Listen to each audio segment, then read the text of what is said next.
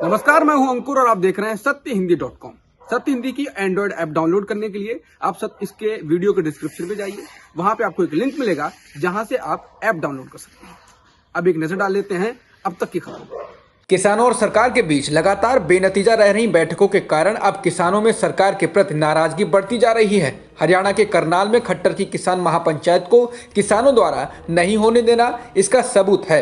किसानों ने पूरे आयोजन को रौंद दिया। इसके अलावा ऐसी ही घटना उत्तराखंड के दिनेशपुर इलाके में हुई। उत्तराखंड की बीजेपी सरकार के शिक्षा मंत्री अरविंद पांडे का किसानों ने जोरदार विरोध किया। वो एक कार्यक्रम में शामिल होने पहुंचे थे, लेकिन किसानों ने उनको काले झंडे दिखाए।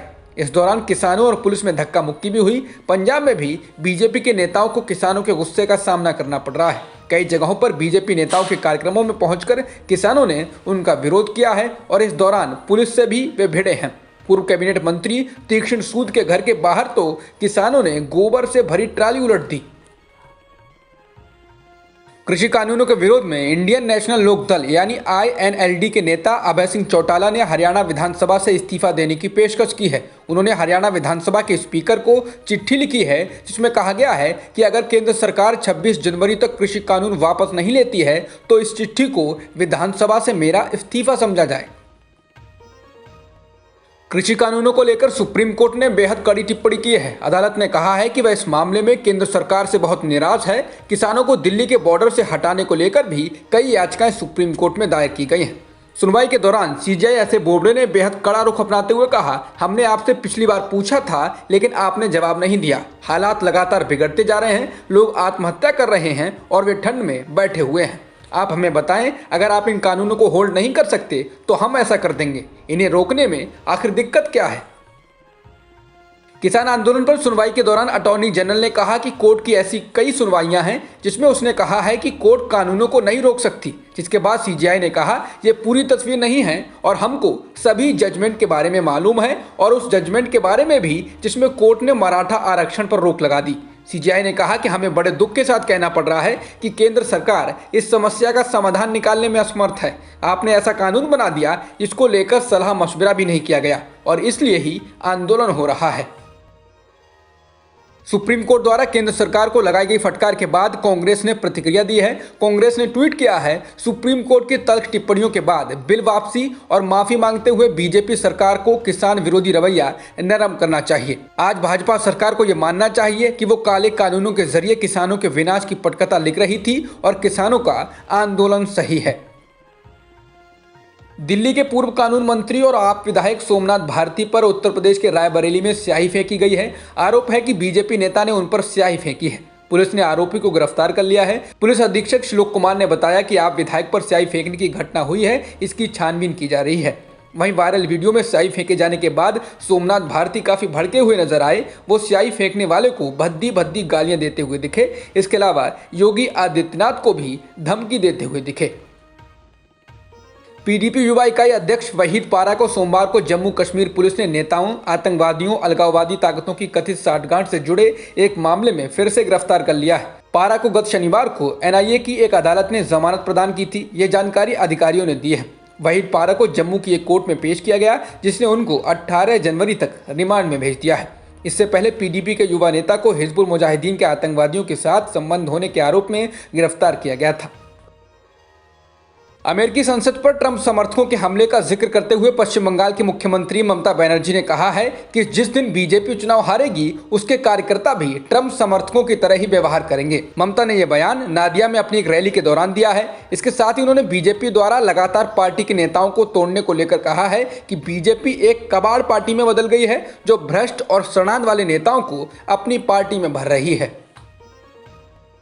महात्मा गांधी की हत्या करने वाले नाथूराम गोडसे के नाम पर हिंदू महासभा ने ज्ञानशाला यानी स्टडी सेंटर की शुरुआत की है। मध्य प्रदेश के ग्वालियर में खोले गए इस स्टडी सेंटर को दुनिया को ये बताने के लिए खोला गया है कि गोडसे कितने सच्चे राष्ट्रवादी थे। महासभा के उपाध्यक्ष जयवीर भारद्वाज ने कहा, पुस्तकालय को खोलने का मकसद दुनिया को ये बताना है कि गोडसे एक सच्चे राष्ट्रवादी थे। वह अविभाजित भारत के लिए लड़े और मर गए। पुस्तकालय का उद्देश्य उनके सच्चे राष्ट्रवाद को स्थापित करना है जिसे आज के अज्ञानी युवा नहीं जानते हैं। बर्ड फ्लू के मामलों का दायरा अब बढ़ता जा रहा है। अब बर्ड फ्लू के मामले दिल्ली में भी मिले हैं। दिल्ली के पशुपालन विभाग के मुताबिक मृत कौओं और बत्तखों के 8 नमूनों की जांच के बाद राष्ट्रीय राजधानी में बर्ड फ्लू मिलने की पुष्टि हो चुकी है। सभी नमूने एवियन फ्लू से पॉजिटिव पाए गए हैं। इसके साथ ही देश के 9 राज्यों में बर्ड फ्लू के मामले मिलने की पुष्टि हो गई है। इस फ्लू को फैलने से रोकने के लिए राष्ट्रव्यापी कोशिशें हो रही हैं। अब तक उत्तर प्रदेश, केरल, राजस्थान, मध्य प्रदेश, हिमाचल प्रदेश, हरियाणा और गुजरात अपने यहाँ हाल में हुए पक्षियों की मौतों के पीछे एवियन इन्फ्लुएंजा का कारण होने की पुष्टि कर चुके हैं। प्रधानमंत्री नरेंद्र मोदी ने कोरोना वैक्सीनेशन को लेकर सोमवार को विभिन्न राज्यों के मुख्यमंत्रियों के साथ चर्चा की। पीएम ने कहा कि कोरोना वैक्सीनेशन का 16 जनवरी से महाअभियान शुरू होने वाला है। पहले चरण में 3 करोड़ लोगों को कोरोना वैक्सीन दी जाएगी, जिसका खर्चा केंद्र सरकार उठाएगी। इस दौरान पीएम मोदी ने कहा कि टीकाकरण से संबंधित किसी भी अफवाह को रोकने की जिम्मेदारी राज्यों की है। मोदी ने कहा कि राज्य और केंद्र शासित प्रदेशों को यह सुनिश्चित करना होगा कि अफवाहों, वैक्सीन से जुड़े अपप्रचारों को हवा न मिले। भारत में 16 जनवरी से कोरोना वायरस को मात देने के लिए टीकाकरण शुरू किया जाएगा। पहले फेज में स्वास्थ्य कर्मियों और फ्रंटलाइन वर्कर्स को वैक्सीन लगाई जाएगी, जो कि मुफ्त में होगी। इस बीच एएनआई के अनुसार सीरम इंस्टीट्यूट ऑफ इंडिया ने टीके की कीमतें भी तय कर दी हैं। कंपनी के एक अधिकारी ने बताया कि कोरोना टीका 200 रुपये प्रति खुराक के दर से मिलेगा। वहीं न्यूज एजेंसी रॉयटर्स ने सूत्रों के हवाले से बताया कि टीके की खेप आज से भेजनी शुरू हो जाएगी। भारत में पिछले एक दिन में कोविड-19 के 16,311 नए मामले दर्ज किए गए हैं और 161 लोगों की जान भी गई है, जिससे देश में कुल संक्रमितों का आंकड़ा 1,04,66,000 के पार हो गया है और मृतकों की संख्या 1,51,000 से अधिक हो गई है। फिलहाल एक्टिव मामले 2,22,000 से अधिक हैं। भारत और ऑस्ट्रेलिया के बीच खेला गया तीसरा टेस्ट मैच ड्रॉ पर खत्म हुआ। भारत के बल्लेबाजों ने आखिरी दिन संघर्ष भरी बल्लेबाजी की और जमकर ऑस्ट्रेलिया गेंदबाजों का सामना किया। तीसरे टेस्ट मैच के आखिरी दिन रहाणे और पुजारा ने भारतीय पारी की शुरुआत की। रहाणे केवल 4 रन बनाकर आउट हुए, लेकिन इसके बाद ऋषभ पंत और पुजारा ने जमकर बल्लेबाजी की। ऋषभ पंत 97 रन बनाकर आउट हुए। इसके बाद पुजारा भी 77 रनों की पारी खेलने के बाद जोश हेजलवुड की गेंद पर आउट हुए।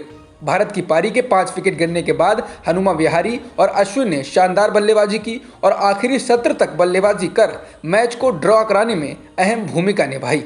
अश्विन ने 128 गेंदों पर 39 रन बनाए, तो वहीं बिहारी ने 161 गेंदों पर 23 रनों की पारी खेली। अब तक की खबरों में इतना ही। बाकी खबरों के लिए बने रहिए सत्यहिंदी.com के साथ। सत्य हिंदी का ऐप डाउनलोड करें गूगल प्ले स्टोर पर।